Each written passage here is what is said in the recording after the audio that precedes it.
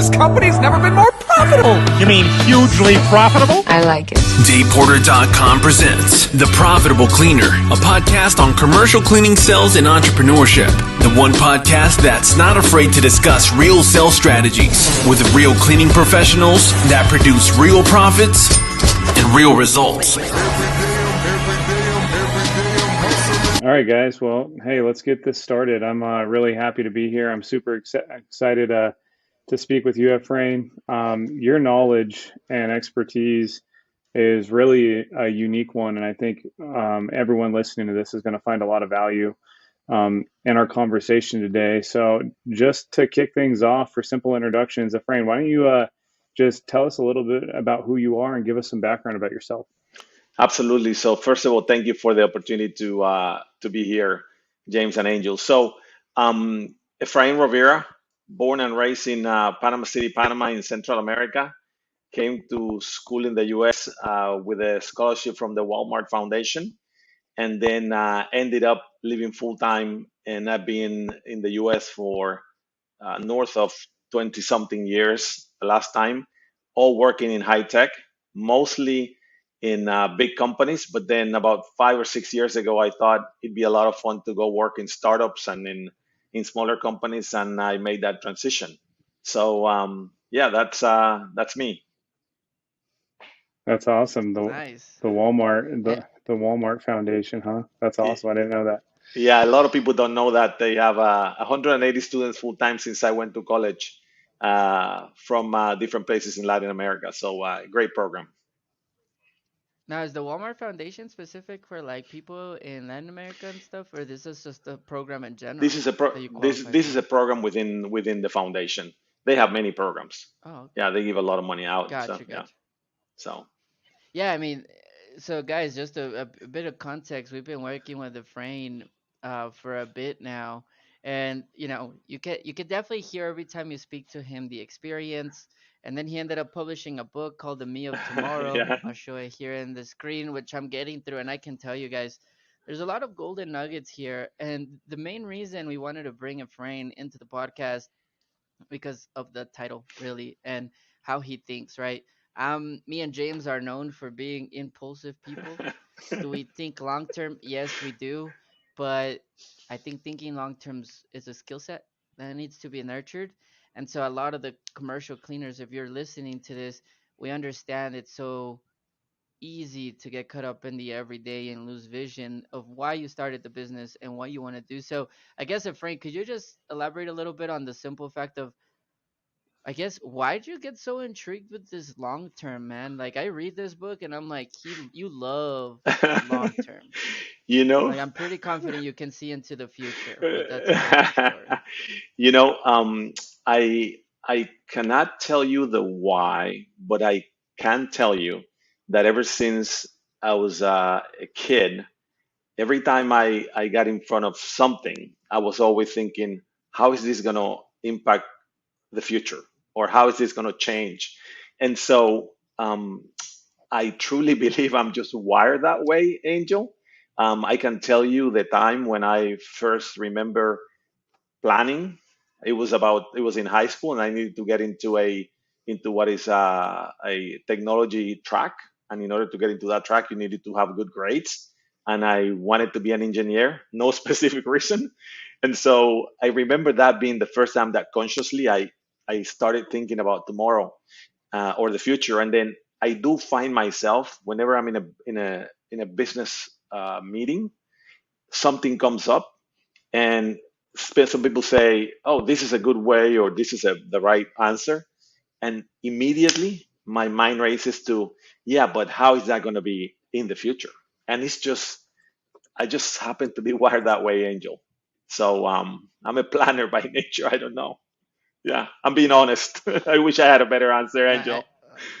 No, no, I appreciate it because then some people, because I don't think people are like the amount of guilt sometimes or the amount of pain that I feel internally because I can't plan stuff. I'm not a planner. I'm gonna become a planner. I'm getting better, but I get frustrated not even like planning on what we're gonna do for a date. Like I can't. I'm an impulsive person. So I'm glad you said that you were wired that way because at least I feel a little bit better about why I can't get there. But if I'm listening to this and I'm a commercial cleaner and I'm actually like Angel and James, where I'm more, I don't plan, I just do. What are some things that I can, you know, we can start rewiring the brain to become a little bit more planners, right? What are some tips and tricks, or what questions can I begin asking myself to at least know, okay, let's begin the process of thinking at least like a planner. Yeah, I think the first thing we have to realize is that we are under a number of pressures that makes us think about today. Economic pressures. It's hard for people to be thinking about tomorrow if the price of gas and the price of food and the price of housing is going up. It's like, why am I going to think about tomorrow? I cannot make rent this month. So we have to accept the fact that economic pressures take the focus away from tomorrow. I think in other times, I think it's social pressures that take the focus away from tomorrow because we tend to look a lot sideways. What is that person doing? What is this other person doing? What is some of our relatives doing? Something that I learned in one of the books I read was fascinating, which is your degree of happiness. Listen to this, this is crazy. Your degree of happiness sometimes is impacted by how well your in-law, your brother-in-law, or your sister-in-law does. And here's why, and here's why. Because who do you get together for Christmas and Thanksgiving and birthday parties? And who do you hear about doing well or not doing well? So there is immediate comparison to some relatives and the in-laws, not the blood, not your blood relatives.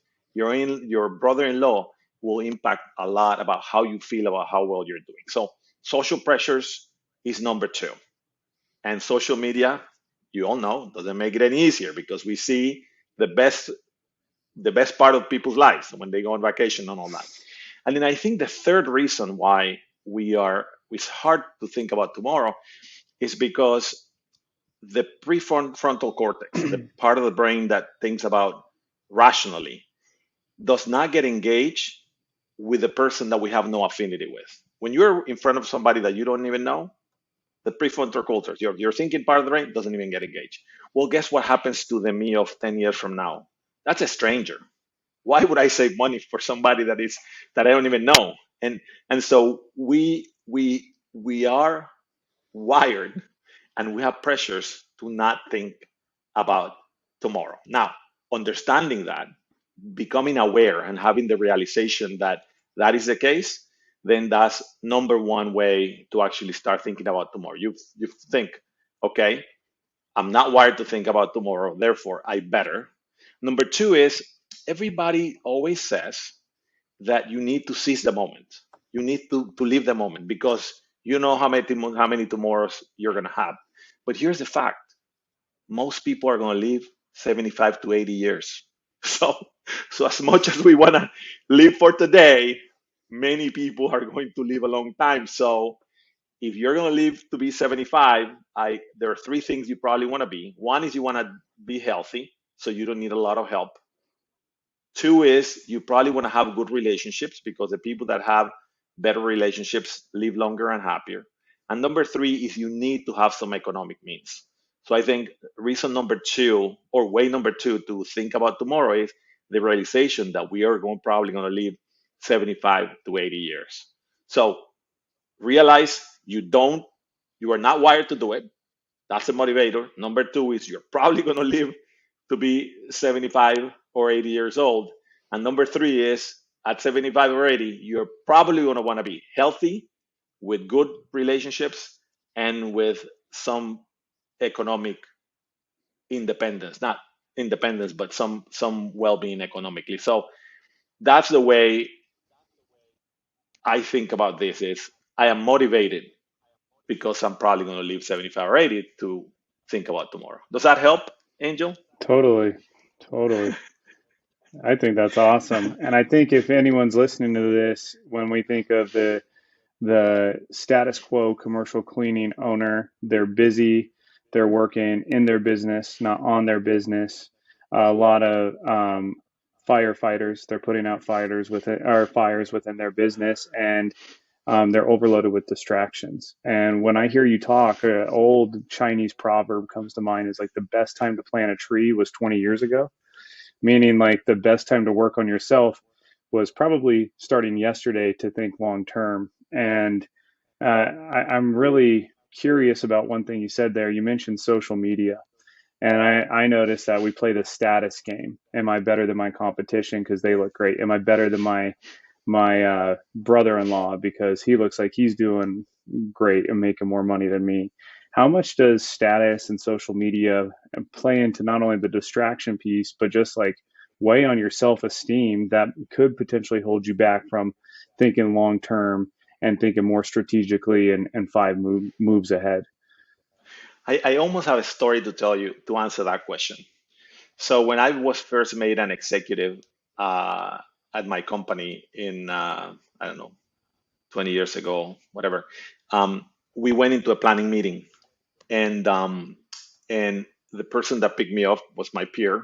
He had been an executive for a long time, and then we went into this resort, and then we had like a separate area, and then he drove a Honda Civic, and when we get to the parking lot, every other car was either a German car or a big expensive car. And because he was a good friend of mine, I said, dude, how can you bring me to this meeting as me as a newly minted executive in a piece of crap car? Look at you. Why can't you drive some of the other cars like these other our peers too? And then he said something that I never forgot. He said, Efrain, ask them to pull out their Charles Schwab account and I'll pull out mine. And let's see who's got the bigger Schwab account. And it just bim, it just made a lot of sense. And so I later with other friends that happen to be more of that mindset, when we would go to these parties and this would be in these huge houses, when we would come out, we would tell each other, boy, I'm glad I don't have the electric bill that that guy has, the mortgage payment that he has, or the maintenance payment. And of course, we were trying to use psychology for us to make us feel about being more thoughtful about how we spend money. But to be able to be honest, James, it actually worked.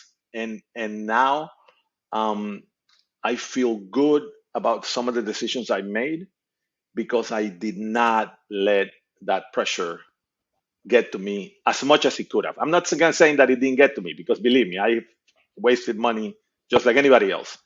But I remember Mike's comment that day, and it just stuck in my mind.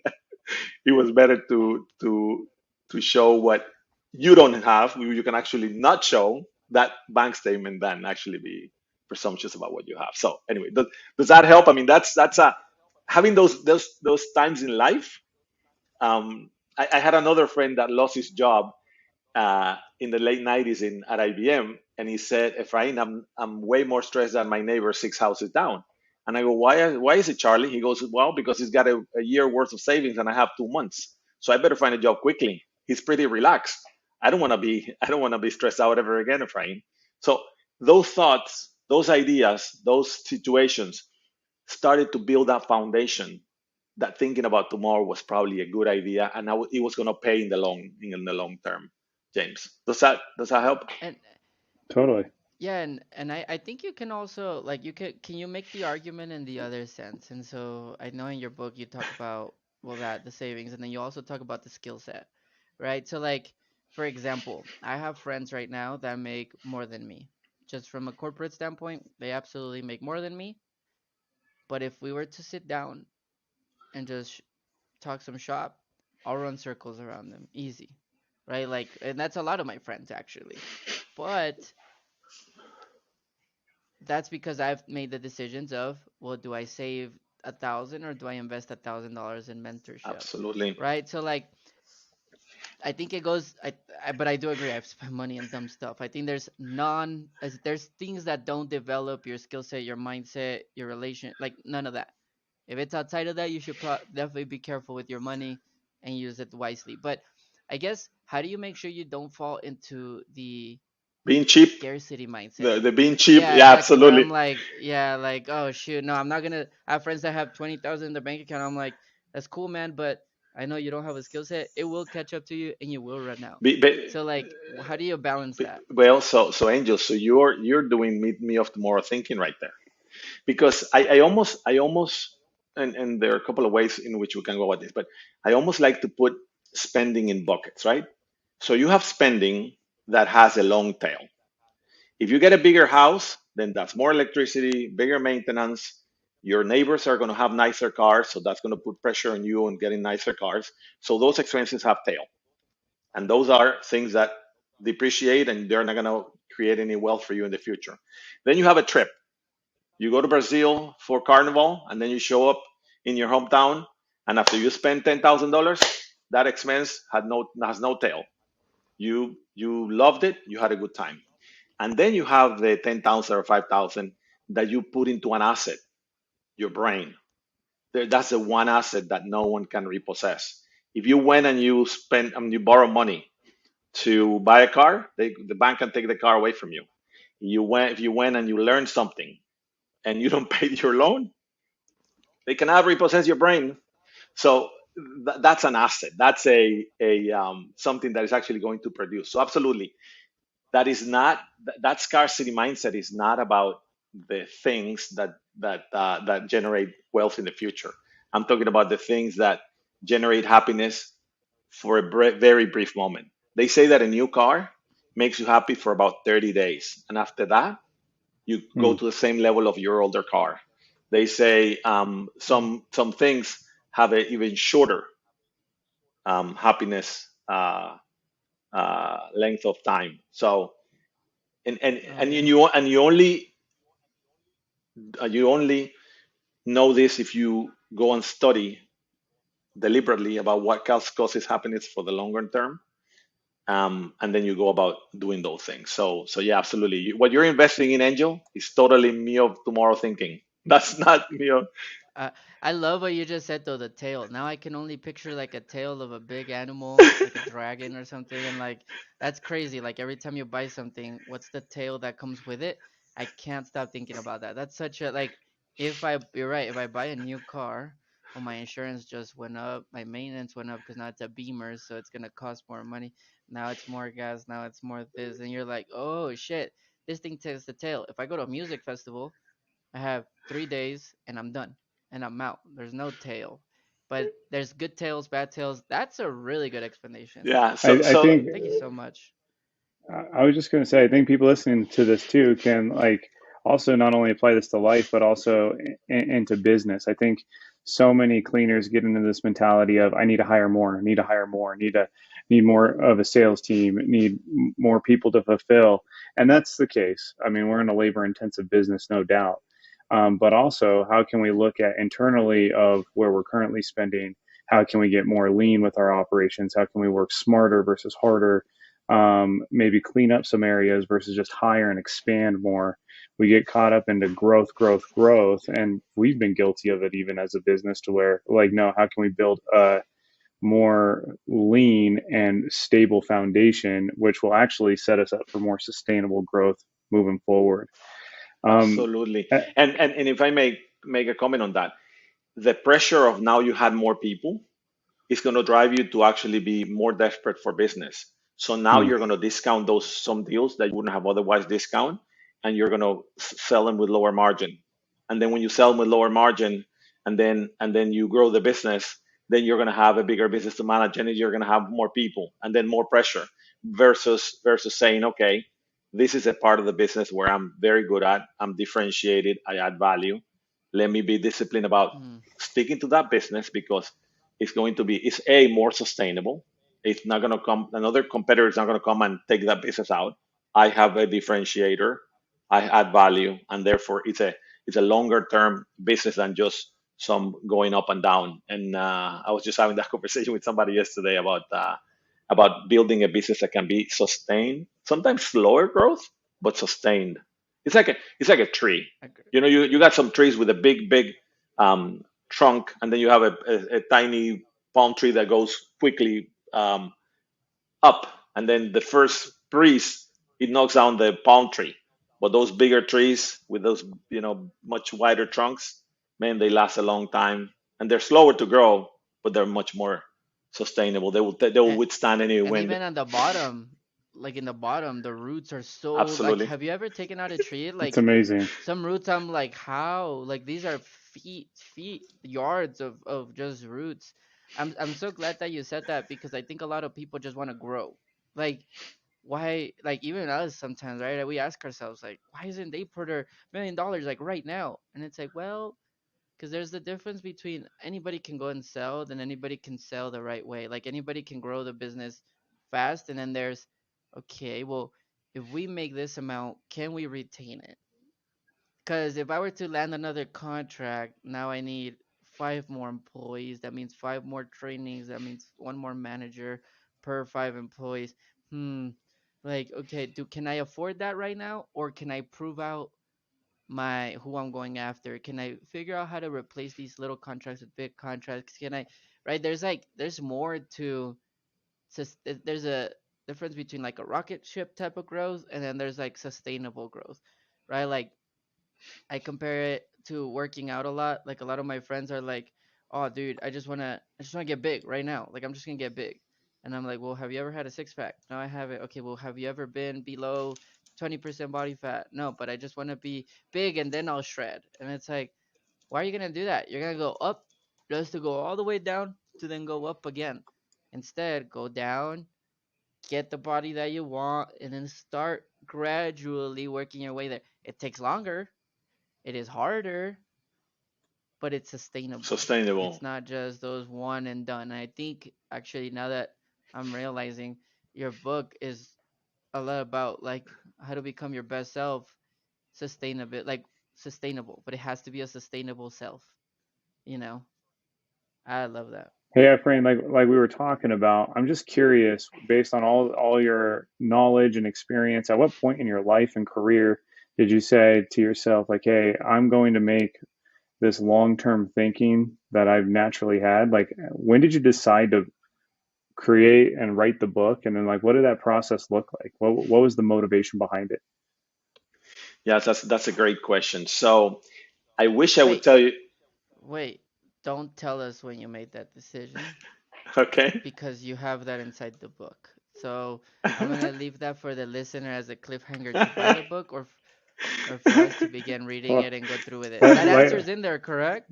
Yes.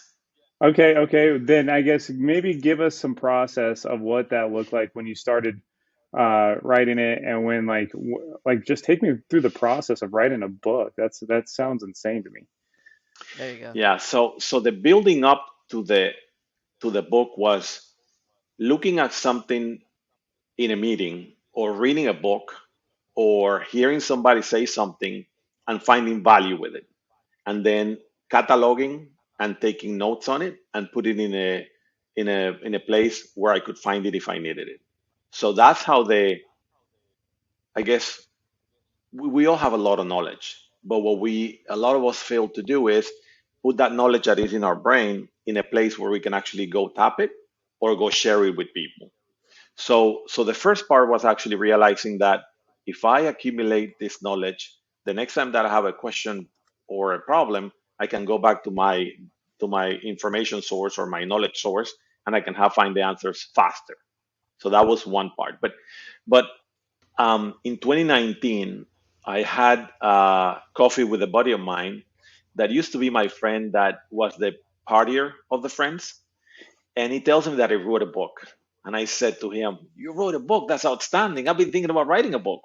And he said to me, he said, "If I wrote a book, you can write a book." So, so he was. I told him that I wrote him. I gave him a copy of the book, and I autographed it. And I said, "You were the straw that broke the camel's back because you pushed me." But the process was basically it started with once you realize that I wanted to do it. Um, it was getting together to try to put the ideas and then find where the most value was, and then started working on each one of the chapters. I think I thought it was going to be a 10 to 11 chapter book, and then I was able to come up with ideas to consolidate some chapters and making sure that there was enough value there to ship something that would be helpful without waiting until it was perfect, because that was the thing that I didn't want it to happen. I didn't want it to wait until it was perfect, because then I know friends that have worked on books for 10 years and they haven't shipped it. And Seth Godin always says, ship, ship, ship. So I wanted to Yes. ship as soon as there was value in it. And I finished in December 2020. And then all 2021 was all the editorial reviews.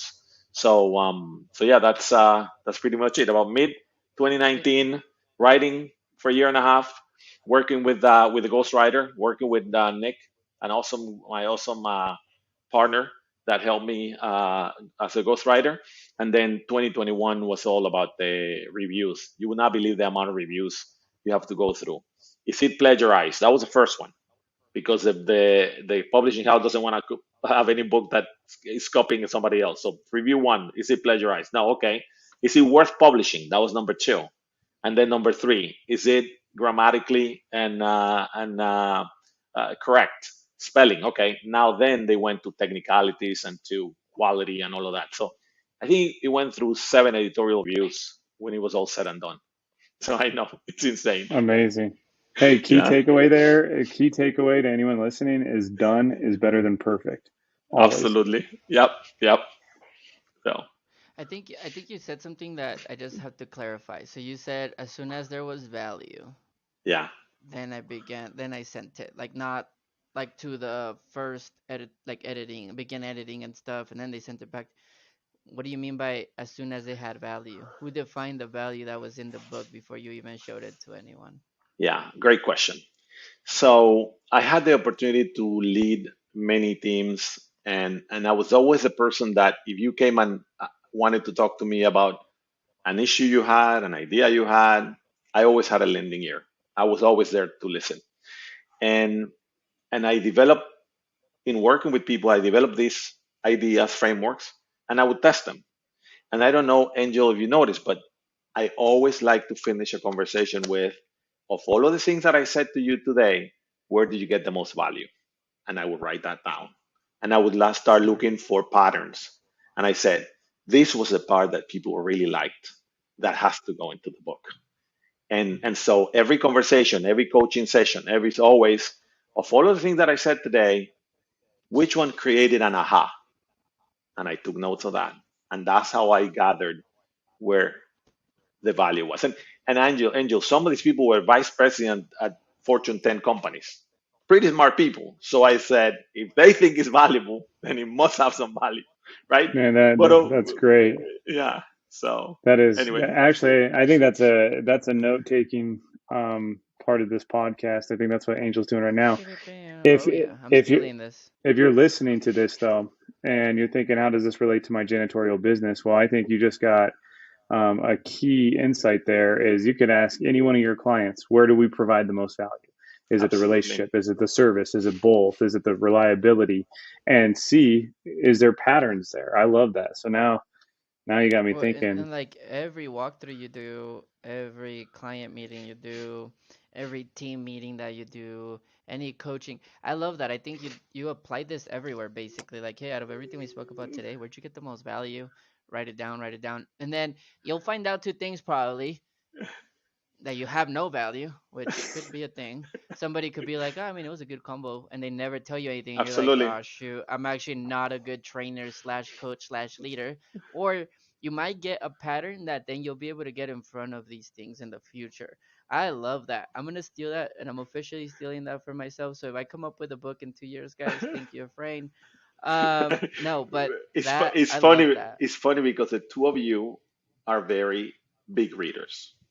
And so, if you remember when we started talking about the book, the thing that I asked you, because you have read so many books, you're so well read, both of you, I said, it's okay if you tell me, Efrain, I already knew these things. Give me a list. I'm not going to get Yeah. offended. And then I said, but tell me the ones that you said, I hadn't thought about it this way. So I started with the ones that I knew you were going to say, because I know for people like you that read a lot, there's going to be things that you said, already knew that, Efrain, but there had to be some things that were like, I hadn't thought about it that way. And those are the ones that I'm looking for, because everybody has a different level of reading or curiosity.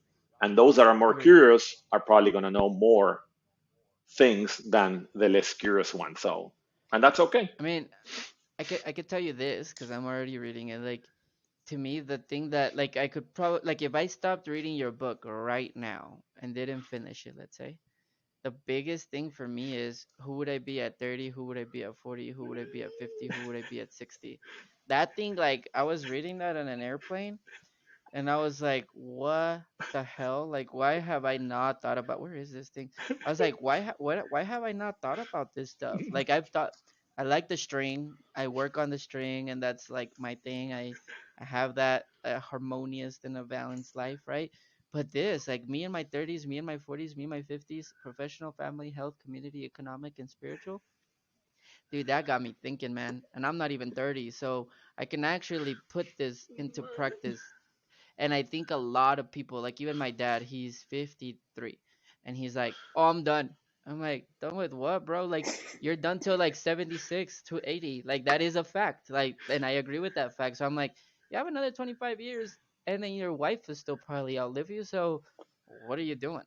Right? So that thing got me thinking, man. So I haven't seen, I actually hadn't seen that in another book, just with a simple table like that. To me, that was, seeing it visually made me want to fill everything out, and that's when it, like, it triggered me hard. So I appreciate that. Yeah, that's Cool. yeah.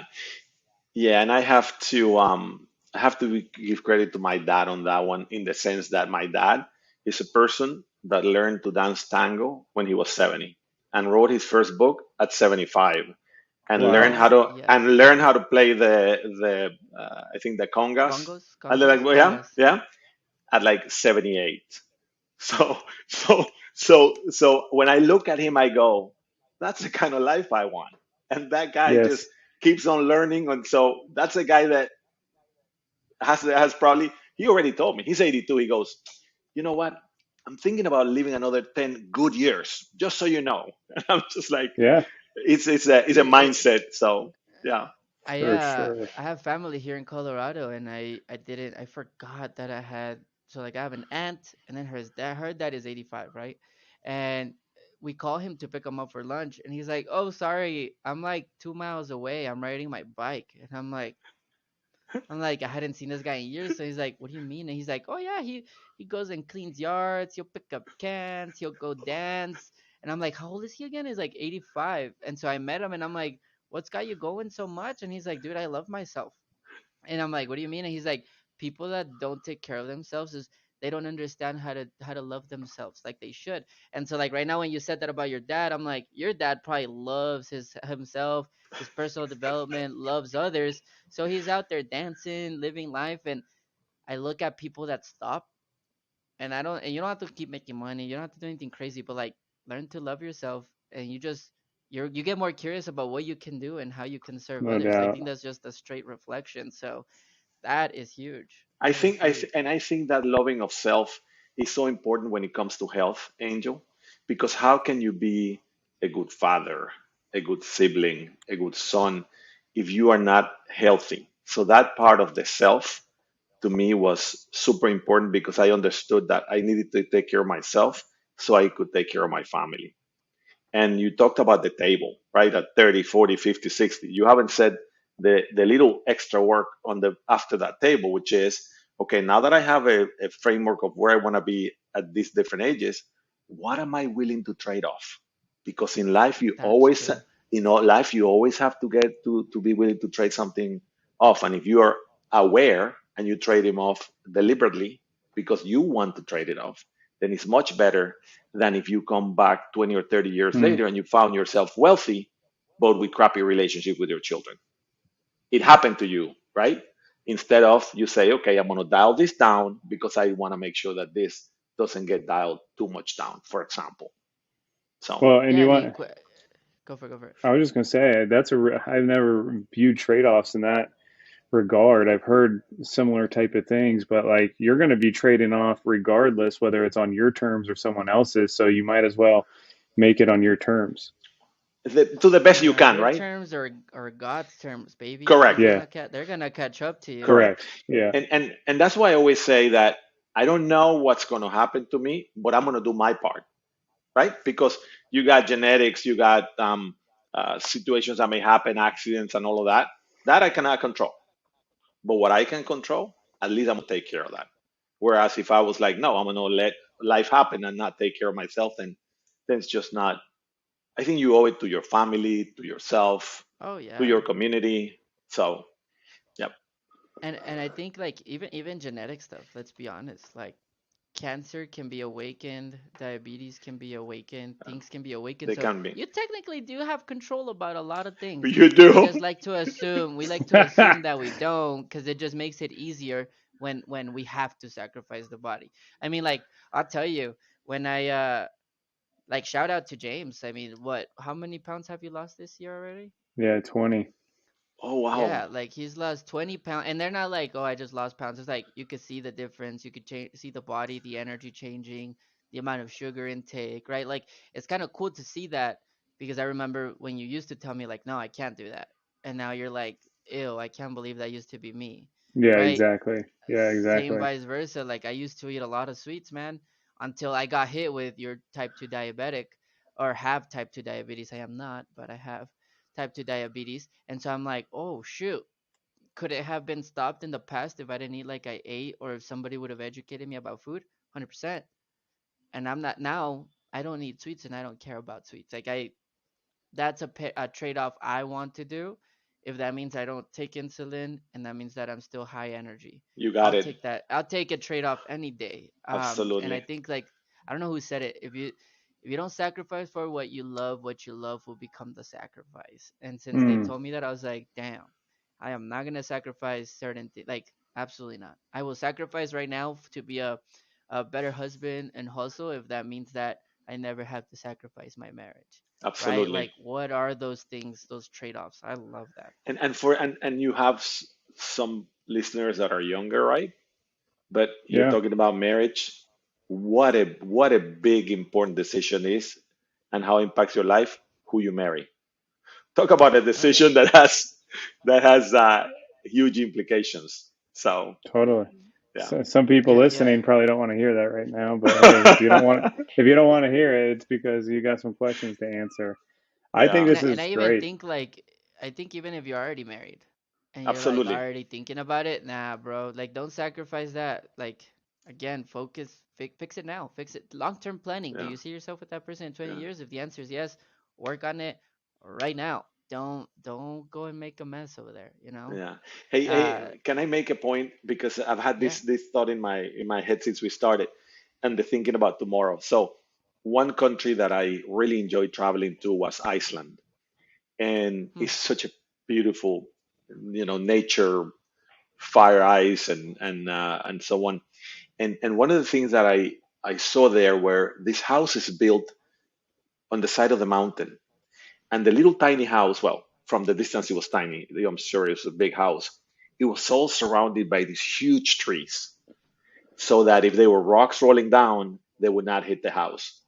Now that's something that you cannot think about, hey, I should have something to protect my house when the rocks are already rolling down. Now, talk about me of tomorrow thinking those people when they build those 20, 30 years ago, and then they build a house maybe, and so on. So that was one of those things that I said, man, that's a lot of forward thinking right there.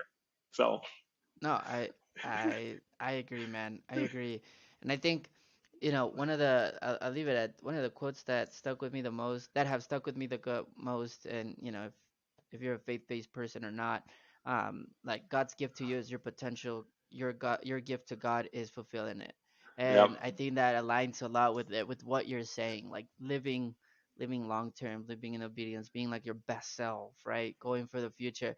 I'll end it with this because I know we're top of the hour here. Somebody once told me they did this. They're like, how can I switch spots with the future me so that I can start feeling, believing, and acting like Angel from 10 years from now versus Angel now? Because Angel now is useless, really. He's just a body. We're going forward. So he told me a story. He's one of my mentors. He said that he laid there. He was a carpet cleaner in the moment, and he laid in his apartment. He's like, I will not get up. I'm gonna like he laid down. He's like, I'm not gonna get up until I figure out who I want to be. Like I will stay here. And he said he stayed there for hours. And eventually, like he got this visualization of who he used to be, what kind of father, how much money, what kind of person in faith, what kind of friend, like what he was doing. He got so clear. And in that moment, he said, now I'm going to trade places with that person. And going on from here on forward, I'm going to act like that person will act. And I will do as that person will do. And I will be as that person will be. And then he switched spots with him. And then he basically said, I'm walking with the confidence of 10 years from now, me. I'm making the investments that 10 years of me. And I am treating my partner or my girlfriend as the mom of my kids because that's the future me. And I think the more I read your book, The Me of Tomorrow, and actually the more we hear you converse right now into all the thought that came into this, um, I think everybody should go get the book, The Me of Tomorrow, and start making the decisions for yourself, which is technically your future self, but it's you.